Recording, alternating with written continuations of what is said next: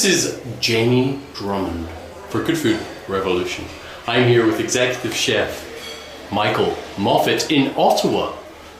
Chef for Beckta, Chef for Play, and now this new incarnation of the Empire. How are you today, sir? I'm well, thank you, Jamie. So please tell me a little bit about this new expansion you have here, because you've only been open for a couple of weeks now? 2 weeks. This is the start of our third week.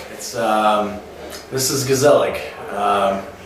The name is Dutch. It means cozy, convivial, and that's exactly what we're going for here. You know, we've opened in one of the more interesting neighborhoods, a neighborhood that used to be very unique and is now a real, somewhat well-to-do neighborhood of the city.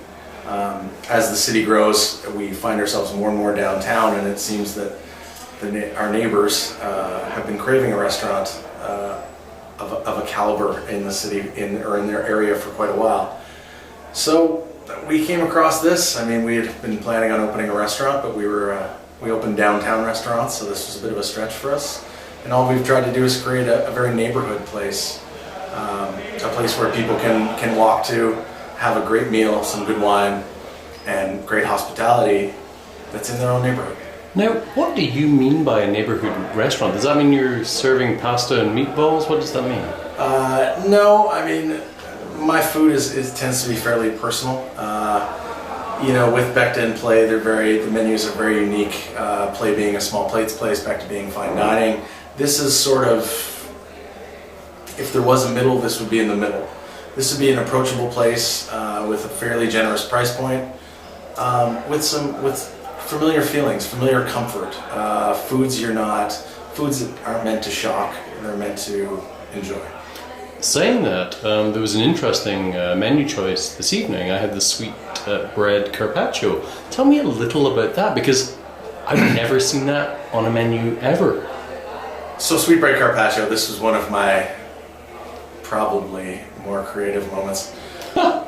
They tend to come late at night. Sorry, that laugh was very effeminate there. They come late at night with wine. But the idea of the carpaccio is not that the sweetbread is raw, it's that it's done in the style of carpaccio. So sliced thinly, our sweetbreads are poached fully, they're served cold. Very unique for a sweetbread dish.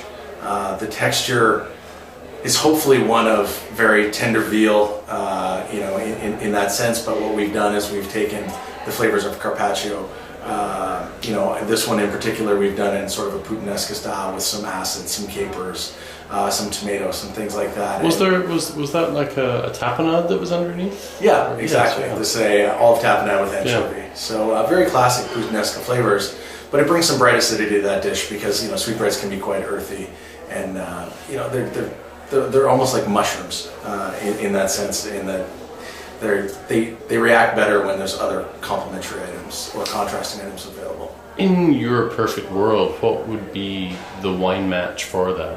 For the sweetbread carpaccio? Yeah. It depends on the person, I'd say. If it were me. Well, then you'd be the one to tell me. Oops. If I was going with that, I would probably go with, I mean, the flavors are all Italian to some degree. You know, a light white Italian would be great. If you're asking me for a varietal, I'm at a loss. Italian wine is not my forte. But if it was me, I'd be drinking an off-dry Riesling. That's a very good choice. Chef, thank you so much for joining us at Good Food Revolution today. We just had a marvellous meal at your new venture here, and we wish you all the best possible success in the future. Thank you, Jim.